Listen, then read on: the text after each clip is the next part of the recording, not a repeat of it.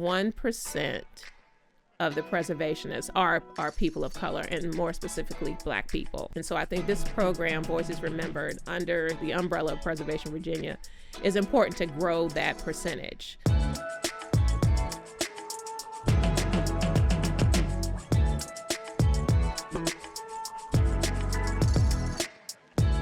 Welcome to the History Drop, where we talk all things history. Our first installment, and I could not think of a better guest to have than Dr. Lisa Winn Bryan, who is a faculty member at Virginia Commonwealth University in the Black Studies Department, and also does community outreach for Preservation Virginia, among other things. I just named a couple things. What else are you into? And welcome to the History Drop. Thank you. I'm into so many things. Just a lot of community work. I'm teaching different courses at VCU, which I love. Race and racism, which I love. The idea of it and the controversy that goes into it, and having those difficult conversations. So I do that. But yeah, that occupies a lot of my... You member of a sorority? Yes, I am. You're not going to mention the sorority? Yes, I'm a member of Alpha Kappa Alpha sorority. Okay. 35 years, life member. You got to shout them out. Yes, and if I have to shout them out, then I have to shout out the Links Incorporated. I'm a member of the Links as well. Okay, so, good. Yeah. So we're going to talk today about some of the history work you're doing at Preservation Virginia. Okay. But I want to ask you, you mentioned that you do, I want to know why you do what you do. Like, how did you get into to your work? I think it's like everybody, you grow up and you have family around you. I was always interested in photography. I'm not a photographer, but I like old pictures. Yeah. I like old things. I like being around the elders and older people. They just have such interesting stories. And so I've always had an interest in doing it. I loved looking at all my grandma's old things and just wondering, who is this person and who's that person? And, what did they do? And just almost like going back into time, just trying to see how people lived. Yeah. So that's how I've always had an interest in it. But career-wise, I didn't think about it in that way. I was going to do all kinds of things. I changed my major like a bazillion times. And, I got to a point where my mother was like, you need to graduate. Like, you need to come out of here. And I loved school. So I kept going, back and learning and taking classes and getting degrees, just out of interest, and kind of fell into Black studies. Yeah. I always wanted to know more about my people, my culture, my environment. And so I went into it and ended up teaching it at VCU. So I went to James Madison University, and I went to VCU, Virginia Commonwealth University. So I ended up teaching in the department where I got the degree. Okay. So that's been fun. Yeah. So how do the students in your Black Studies courses, do you find that they are really thirsty for this information? Has it kind of changed? I think they have an interest in, we all are who we are because of our family, because of where we were raised, how we were raised. And, that goes into the history of who you are, who your family is. It makes you the leader that you become. So they get into the classroom and are very anxious, really, to talk about it openly, to talk about those issues. And when we look at the issue of race, it goes back to our history and goes back to enslavement in this country. Yeah. You can tie it back. And so I think that's what Black Studies does. It ties you back to the history of Black people. Yeah. So, we get into some, and it's all types of students, not just Black students. Yeah, of course. So we really get deep into the issues of race. Yeah. And you said something interesting too. I was just sitting here thinking how you got interested in history. I cannot walk past a black and white photo and not, what is that? Who is that? And just, I want to know the entire story. So I can totally relate to that. Yeah. So tell me about Preservation Virginia. So Preservation Virginia, I actually ended up, I didn't know what Preservation Virginia was. through my studies at VCU in the Black Studies department, you have to have an internship. Mm-hmm. And even though I'm an older student at that time, I still had to complete the internship myself. So I wanted to be a part of something where I could learn more about the history of enslavement. And so just looking at what internships were out there, Preservation Virginia was the organization that I ended up working with. And so Preservation Virginia was founded in 1889, not that far past enslavement or the period of enslavement. As things go along, we change our language. And so, the reference to slavery has transitioned to enslavement. And so I was trying to identify with one of the board members through my internship, what programs are out there that can attract people of color into preservation. That was one of the initiatives that Preservation Virginia wanted to pursue. So, the focus, so Preservation Virginia being around since 1889, having 6 properties. A lot of people know Jamestown, yes, but they may not know Scotchtown or Smith's Fort or Bacon's Castle or Cape Henry Lighthouse. So there are different, and the John Marshall House as well in Richmond. So there are different spaces that Preservation Virginia owns and manages. And then there are programs and initiatives that Preservation Virginia kind of, has launched out over the years, over the decades, trying to address different issues and preserve spaces, historic spaces. Right. Yeah. And so part of that work, so I've had the pleasure and the blessing to work with you on Project Voices Remembered. Yes. And it's been an incredible ride so far. I know we're still working on that.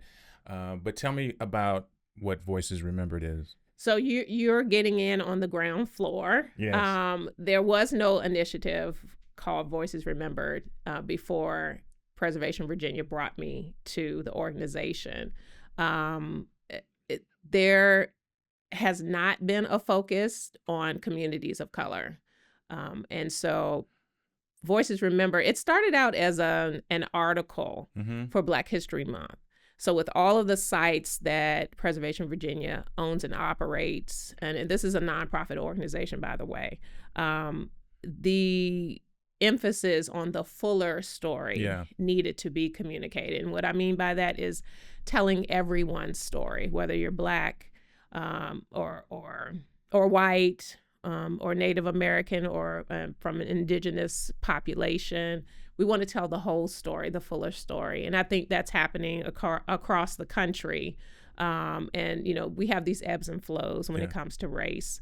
But the organization decided that was something that they needed to focus on. And so bringing me in, looking for someone who could be community oriented and reach out to those communities, it was just a perfect fit. So Voices Remembered is an initiative, a program that focuses on telling a fuller story. And so it gives whatever community that we're talking about a chance to tell their story. Yes. So, one of the things that that I have kind of noticed in interviewing some of these folks is just how much they just really enjoy being able to talk.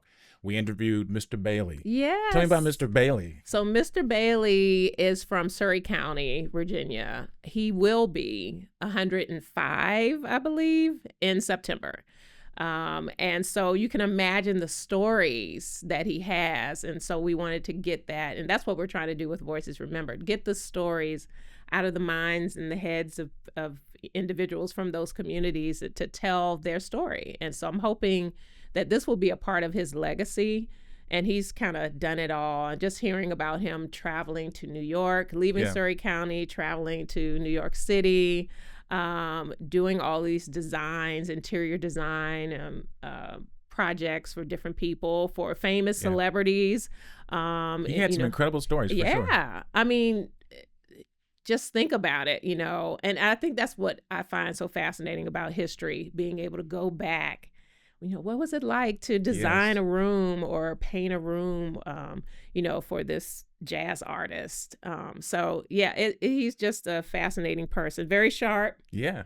I still have very present. Listen, I still need to see a birth certificate from that man. There's no way he I know he doesn't even look. I mean, I don't know what way. 105 is supposed to look like, but man, yeah, he looks great. But he looks great. It was just so important for him to be able to tell those stories. Yeah. And I just loved how his face lit up.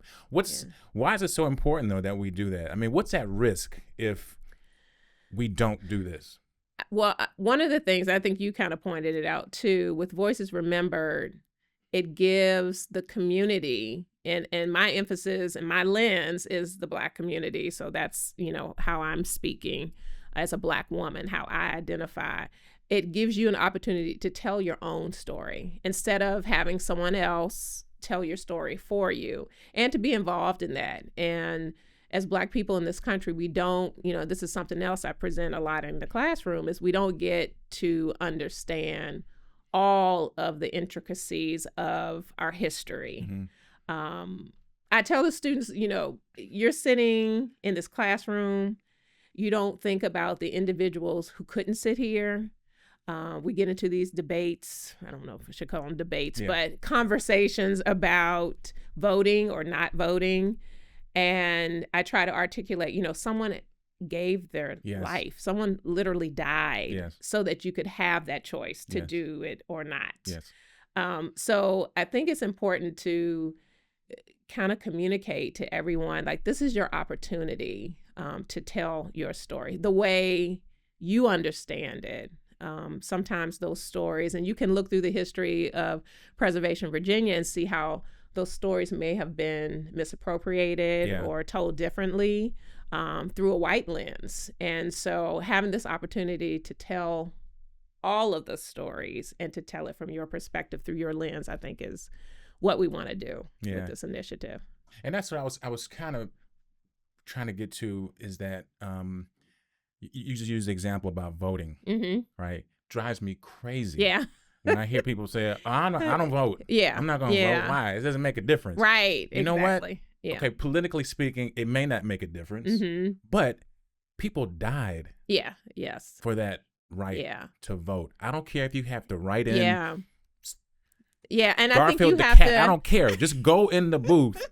And vote. Yeah, but making that decision, using your power, your authority to be able to do that, or not, but to be able to do that is just such an American thing. Yeah. And so there are times when it's hard to, even maybe for us, we may be close in age, but for us to remember, I mean, some of the things that I remember, like, I was born in an era where there were no cell phones. Yeah. So going outside to play was a thing, and it's hard for a 20-year-old or 19-year-old or 18-year-old to really think, that I would have been stopped going into a restaurant, that my great is buried somewhere in a forgotten place, to kind of have an awareness of kind of like coming out of today and where you are presently and moving into, the history, into the past, and understanding the past, because it helps formulate today. Yep. So if you say, okay, well, it doesn't make a difference, my vote may not make a difference, is it reason enough to motivate you, knowing that someone fought for this right?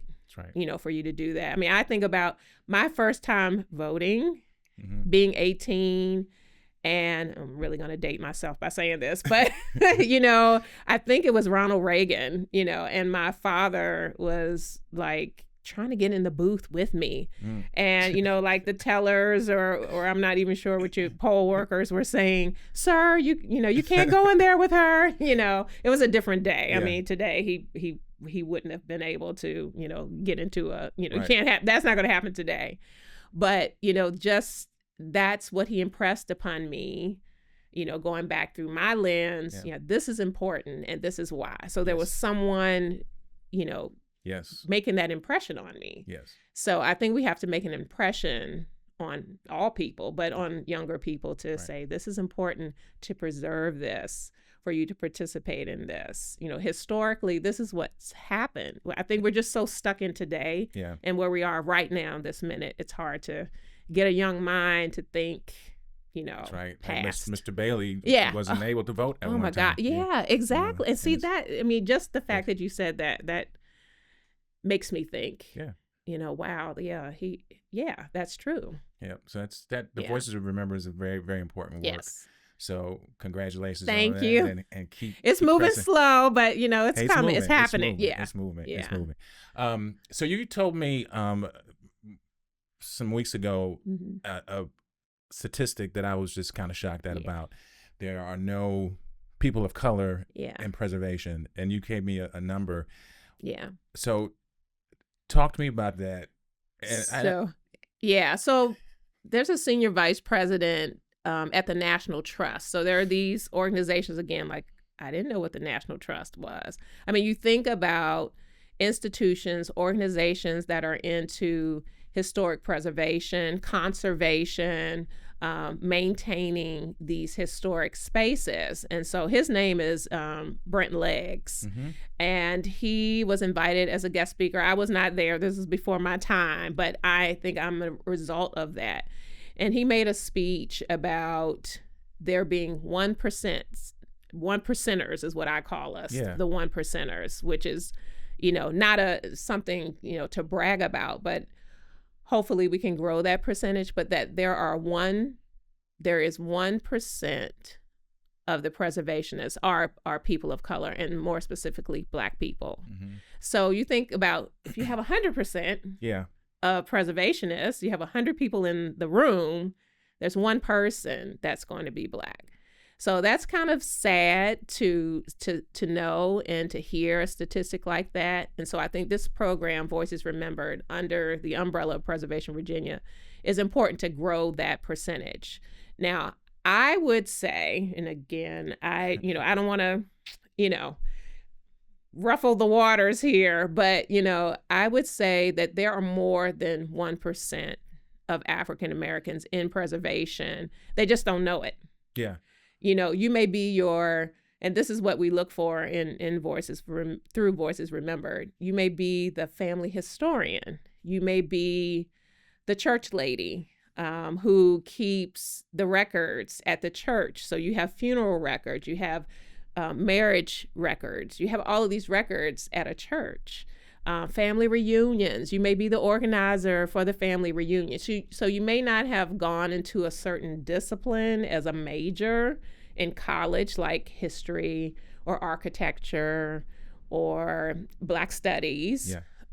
Or you may be, studying to be a curator at a museum or something like that.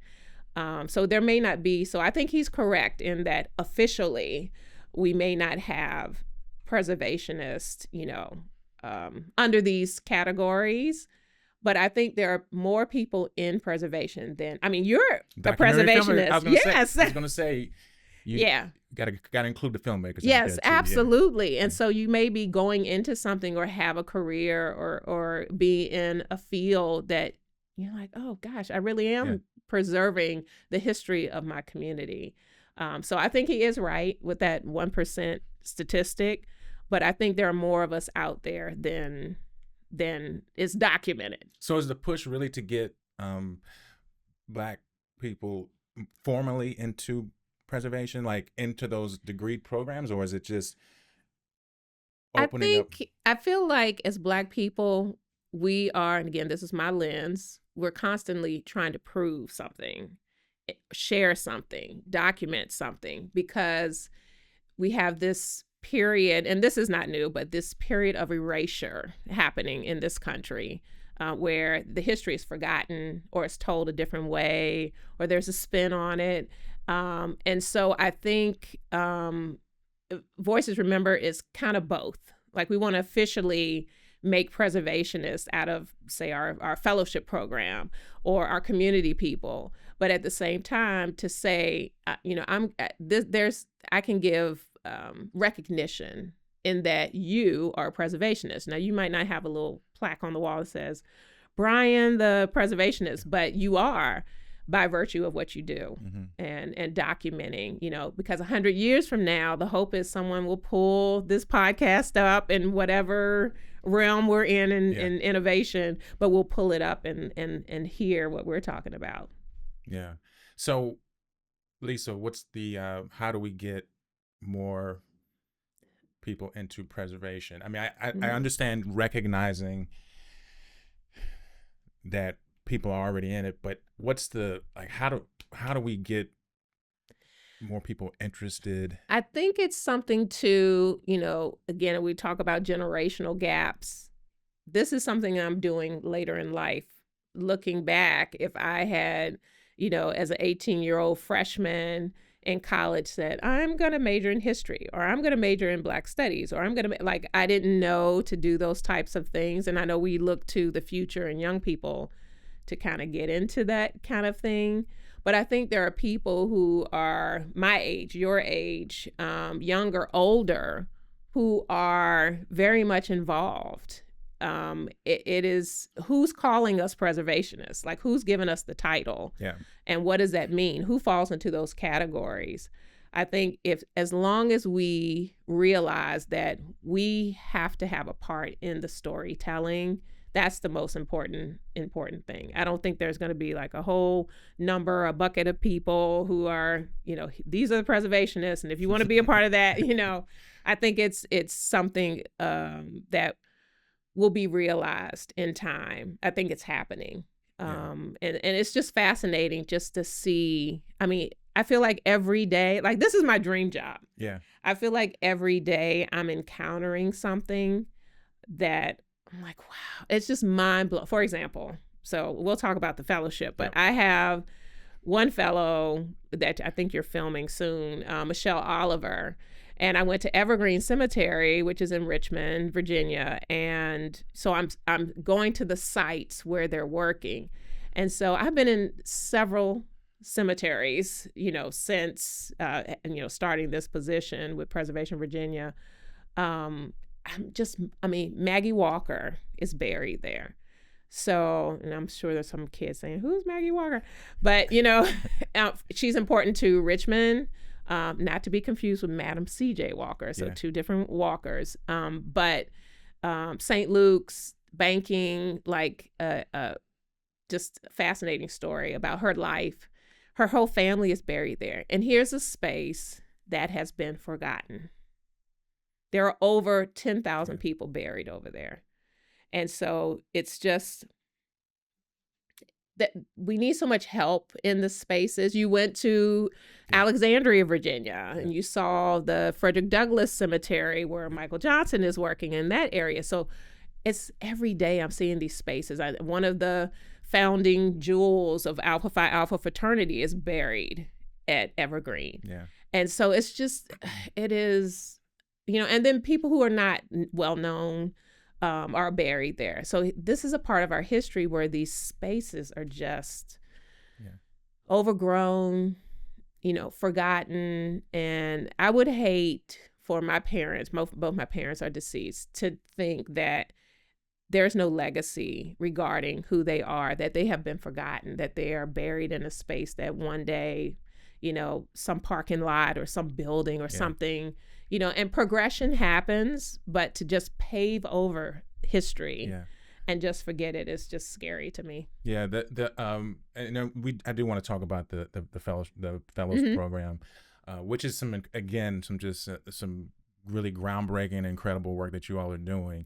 There are 5 fellows, right? Mm-hmm. So tell me about the fellows, and you mentioned 2 of the projects. Yes. And again, this is something that I get to go out and film, and these stories are they're heartbreaking. Yeah. But then I put in perspective, it's like, oh, we have to do this. We have to. This has to be done. So yeah. And unfortunately, and maybe fortunately, that heartbreak is what we're trying to get to, so that people understand the tragedy and the trauma behind these spaces just being completely erased, like forgotten. Think about how many times you've driven past a space and didn't know what it was, but somebody over there, is so it is. Yeah. So just tell me about the fellows, the program, and maybe just a little bit about each of them again. Okay. So under Voices Remembered, we have like 3 prongs. So we have community work, we have oral history and descendant work, which is what, important, as far as preserving the history. And then we have a fellowship program. So there are different fellowships across the country that focus on people of color. This one specifically is helped to grow the official number, that 1%. Yes. Area. I actually had T-shirts made, 1%ers, help grow that number of individuals. And so it's funded through a Mellon grant. And shout out to Mellon. Yeah, Mellon Foundation. And prior to that, shout out to the DuPont Fund, who funded the first cohort. So the group that you're filming now is the 2024 group. And so we had 3 last year. We have 5 this year. We'll have 5 next year also. So it's not a fellowship in the sense that you think, oh, this is a graduate school kind of thing. And it could be, some of the candidates who apply could be a part of that. But this is an opportunity for 5 individuals to take a break from whatever 9 to 5 that they have and use the funding from the fellowship to do their research. So you can just take this summer, take a break from whatever you do. We have a pastor, we have a financial advisor, someone who works for the city of Alexandria, all these individuals, a composer, 2 filmmakers, to kind of take a break and say, okay, what do you want to focus on during this summer that will help further the fuller Virginia story?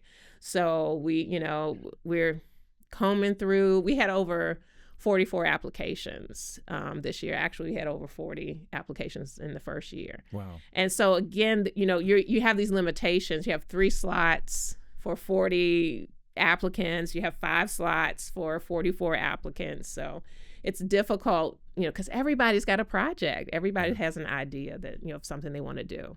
So they'll be presenting this at the end of the summer, and, hopefully, you can't complete a whole research project in 90 days. You just can't.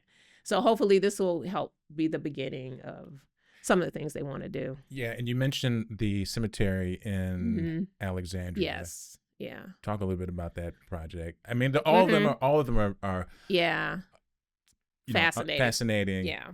But that one just... Yeah, that was heartbreaking also. And so usually, and we outlined this in the application process, we're looking at individuals who are looking at cemeteries, who are looking at stories of enslavement, churches, reunions, descendant groups. So you are a descendant of a property, of a plantation, of a farm, and wanting to do more genealogical research on that. So it could run the gamut of any number of things. We had applicants who were interested in the music of Black people and that history, just any number of things. And so this cemetery, so we have this progression that happens, development moves in, there's an apartment building or condos or something right on the perimeter of 7 individual cemeteries. Yes. And the Black cemetery is right on the line of this condo, of this complex. And so I'm not sure how many bodies are there, but Michael Johnson, he works for the city of Alexandria. He has relatives so here's the story again. Yeah. He has relatives who are buried there. And so he's doing research about how do we preserve these spaces? And when it rains, it floods the area. And so, you have a lot of things happening, when we talk about the topography of it, the environmental issues. I mean, all kinds of issues. There's literally, and I have a video of a groundhog who is like tunneling through the cemetery. They have an issue with frogs and turtles. So you literally have this environmental issue versus the preservation of these spaces where people are buried. So it's and it's Alexandria, so it's very concentrated, the amount of people who are buried out there. Yeah, and I think one of the things that really just, you talk about heartbreaking, is that Mr. Johnson was telling me that they haven't even accounted for all of the bodies that are there. So, and it's this condo, but I mean, you can't. It's not difficult math, right? Right. It's there's something wrong. Yes. But again, it's just why. To me, so why cemeteries? And I mean, I know the kind of, this is maybe obvious, but why are we in terms of Black history? Why do we focus on those places, cemeteries? I don't think it's as obvious as you're saying. But to me, that because I don't think people realize the families, the stories that are there.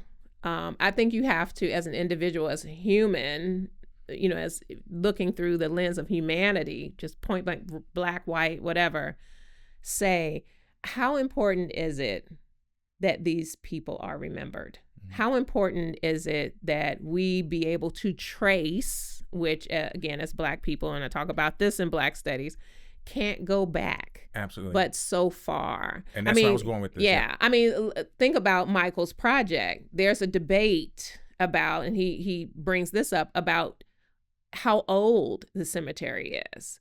To have a certain date, and I don't want to quote numbers because I know, but there's like a 20-year differential between what is posted and some of the stones that are there. Yes. Like it's clearly, denoted that it goes back further than what the sign says. And so he's trying to do his research and go through those preservation channels to demonstrate, like, this is an older space and there are more people buried here than you may think. So we don't want to put any more buildings over here, and we don't want to, just cover up, pave over. I mean, you have that portion of it, or that ideology around it, and then, just, it's my family. These are my relatives, and then you can see the difference. You can literally cross the sidewalk, cross the street, and see the difference in that cemetery.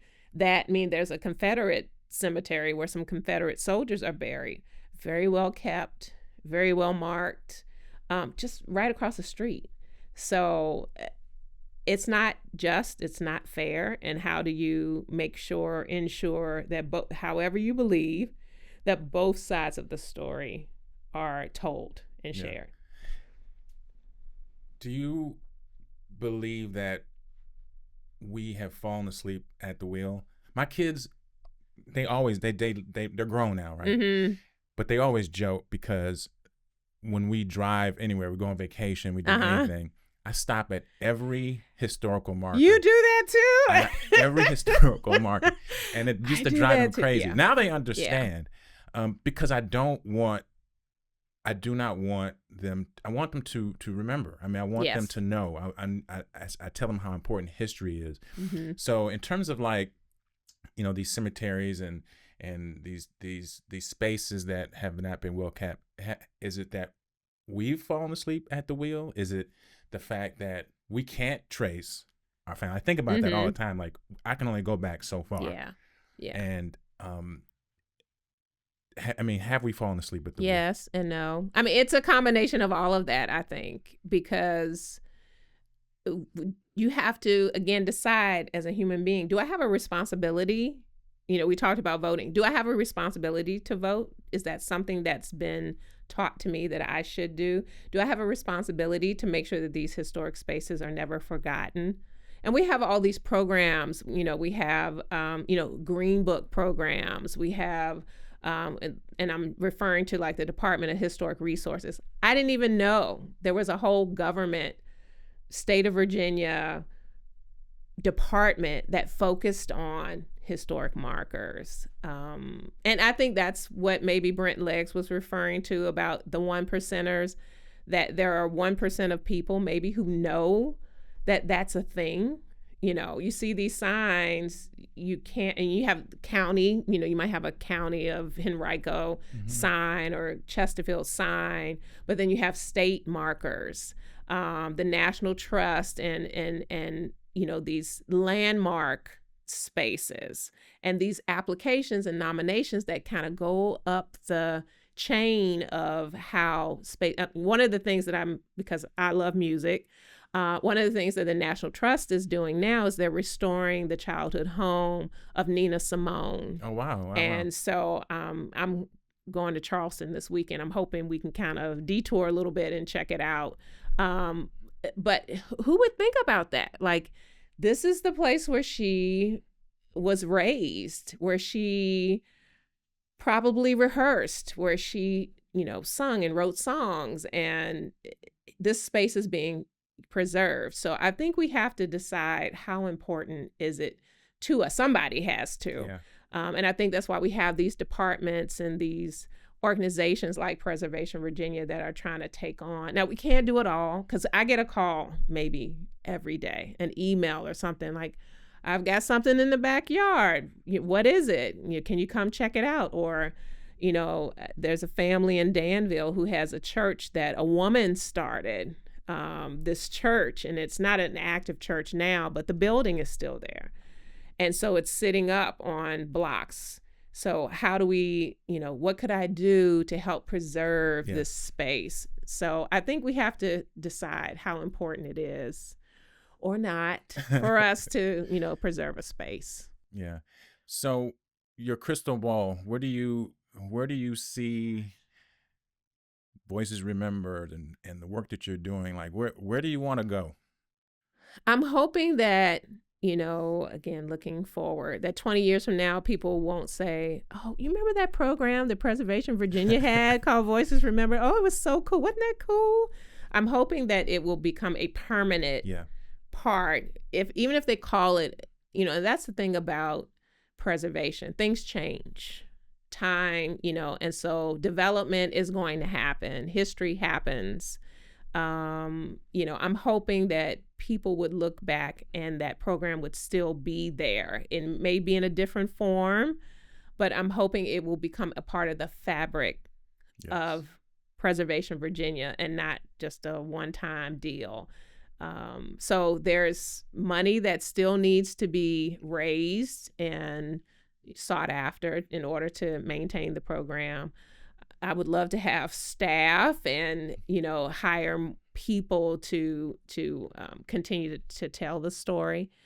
I think it's something that'll have to always be. So I'm hoping that it's just not that was good for that time. I hope it's something that becomes a permanent part of Preservation Virginia's programming. Okay. Yeah. And my last question, what would you tell our listeners, our wonderful listeners, about where to get started in terms of preserving maybe their own family history? I think, for me, I started with, and you'll hear this in Dr. Harris, James Harrison's, a shout out to all the fellows, but in his story, his story and my story started with a loss. Mm-hmm. So when my dad passed away, I didn't know much about his family, that side of the family. So I started with the family tree. And anyone who was old enough to tell me, this is where your dad was born and raised, and these are his 16 brothers and sisters, and, to be able to get that story. So I think if everyone would just start with your family, whoever you call family. My mother was also adopted.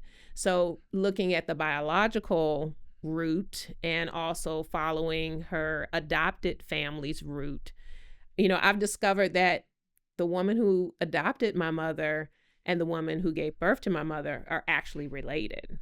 And so you think about that time when families could not take care, Black families could not take care of children, they would, adopt or take in someone else's child. And so that's what happened to my mom. Her mother passed away. The grandmother that I know and grew up seeing and being around, who I call my grandmother, period, they were related. And so she took in my mother and legally adopted my mother. And so I would start with what's around you and the story that you want to hold on to, that 100 years from now, who was this Lisa Winn Bryan? Let's dig into her history and see, what she was all about. That's right. Document. Talk to the elders. Yes, please talk to the elders while you can. Yeah. One of the things we're doing, I'm going to my family reunion actually this week. Oh, good. And I actually set up a video booth. Okay. So every single family member has to go to even the kids, even the babies. Mm-hmm. Everybody goes. And so have you all illustrated your family tree? And good. It's illustrated. Good. Yep. And so we want to make sure that we have video. Yes, and I love photos that. And tracing back, who's related to whom, and also, when you get into documents. So I'm a nerd like that. When you get into marriage records, military records, birth and death records, those are the places where you can start.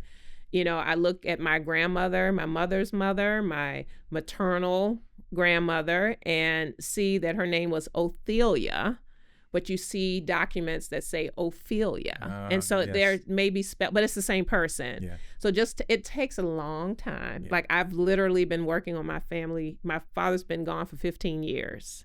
He's become an ancestor, and we talked about that too. These are the stories of ancestors, and Dr. Carmen Foster always says we're ancestors in training. Yep. And so I would start by documenting as many things as you can and talking to as many people as you can. Okay. Yeah. There you have it. Yeah. Great advice. Dr. Lisa Winn Bryan, I want to thank you for being my first guest. Thank you. It was on fun. The History Drop. And great work, and just I'm looking forward to everything else that's to come. Thank you. So thanks a lot.